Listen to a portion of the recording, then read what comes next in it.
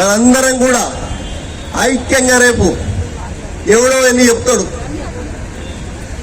ఎవడేం చెప్పాడు వినకండి. కాంగ్రెస్ పార్టీ కంపల్సరిగా సెంట్రల్లో వస్తుంది, మనకు మంచి రోజులు ఉంటాయి. మరి రాహుల్ గాంధీ గారు మరి ప్రధానమంత్రి అవుతాడని తెలియజేస్తున్నా. ఈయన రేవంత్ అన్న స్కీమ్లను మీరు చూస్తున్నారు, కానీ ప్రచారం తక్కువ ఉంది. ఆ ప్రచారాన్ని మీరు చెప్పవలసిన బాధ్యత ఉంది. ఇలా రైతు బంధు చేసిండు, ఇక కేసీఆర్ అయితే డబ్బు కొట్టుకోండి చెప్పేది, కానీ మన వాళ్ళు ఎవరు చెప్తారు మరి? అది మొదలు చేయండి.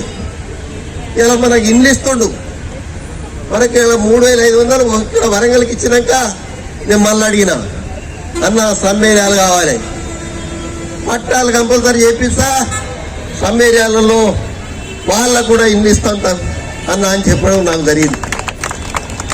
మీరెవ్వరు కూడా అధైర్యపడద్దు. కొండ మురళి పిరికోడు కాదు, భయాన్నే భయపెట్టిస్తాడు.